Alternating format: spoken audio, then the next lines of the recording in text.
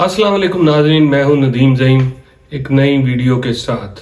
आज की वीडियो में मेरा एक ज़ाती तजर्बा है, एक ऐसी कहानी है जिससे मैं खुद गुजरा हूं और ये कहानी एक इसी तरह के इंसानी स्मगलर के साथ जुड़ी हुई है जो मेरी नौजवानी में मुझे मिला और उसने अपनी एक कहानी सुनाई।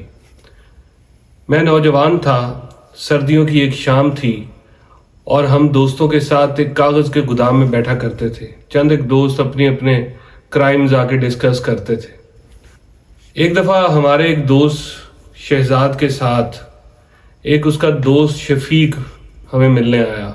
हमारे उस ग्रुप में आके वो बैठा और उसने कहानी शुरू की। मैंने अपना वाक़या सुनाया, शहजाद ने अपना वाक़या सुनाया, मुदस्सिर ने अपना वाक़या सुनाया। उसके बाद शफीक की बारी थी, शफीक क्या सुनाता है।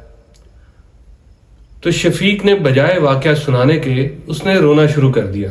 उसकी आंखों में आंसू और फिर आहिस्ता आहिस्ता ये आंसू बढ़ते बढ़ते धाड़ों में बदल गए। हम बड़े हैरान थे कि एक करख्त चेहरे वाला शख्स शफीक अचानक वो रोने लग गया और वो फिर उसकी कहानी शुरू होती है।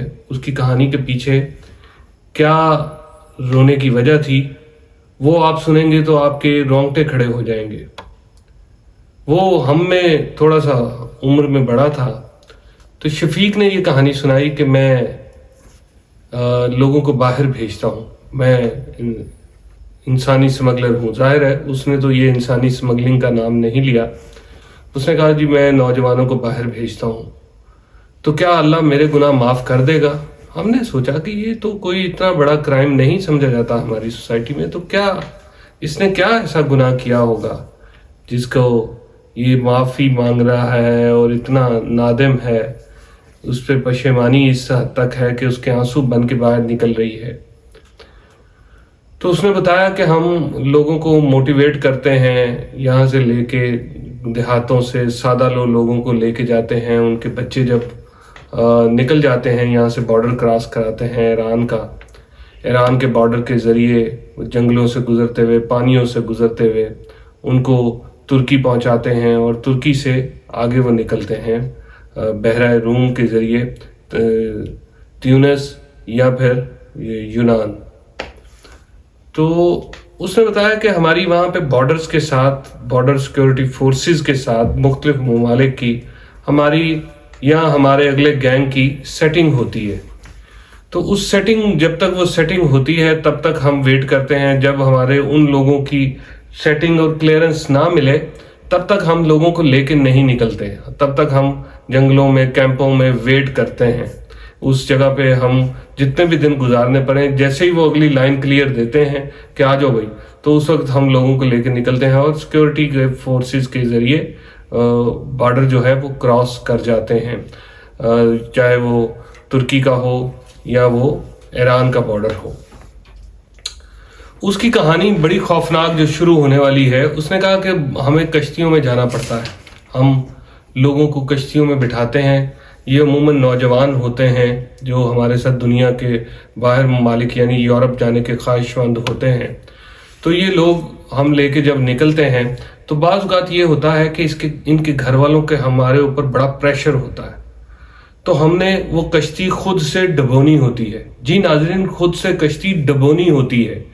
तो उसने बताया कि मैं यानी शफीक वो कश्ती लेकर एक दफ़ा गया और उसने जाके क्या किया कि जिस वक्त वो देखते थे कि पीछे से दूसरी कश्ती, अपनी कश्ती यानी पास पहुंच जाती, तो वो ये वाली अपनी कश्ती उल्टा देते जिसमें ये खुद भी उलट जाते।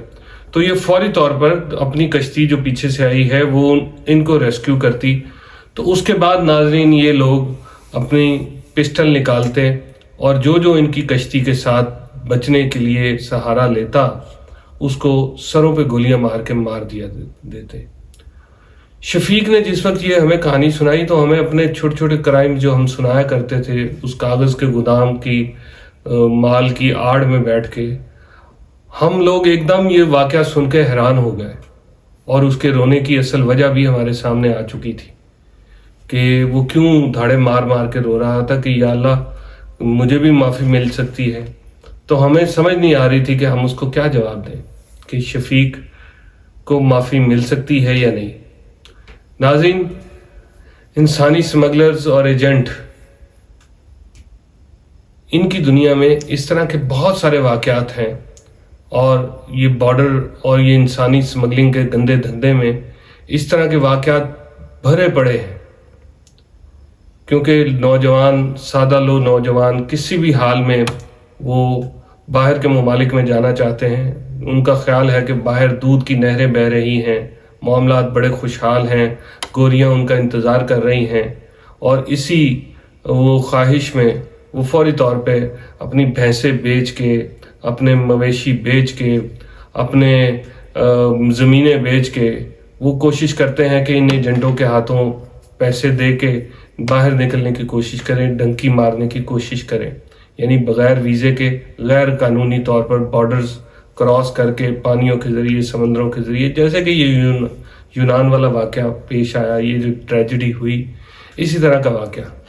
तो इस तरह की कश्तियाँ उल्टा दी जाती हैं जिस वक्त इनको लगे कि ये लोग हम पर बोझ बन चुके हैं और पीछे हमारे लोग जो हैं वो तैयार नहीं हैं।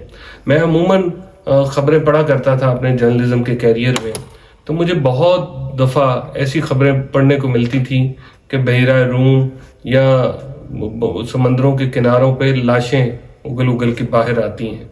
तो मैं सोचा करता था कि लाशें कैसे आईं और किसी को पता भी नहीं चला।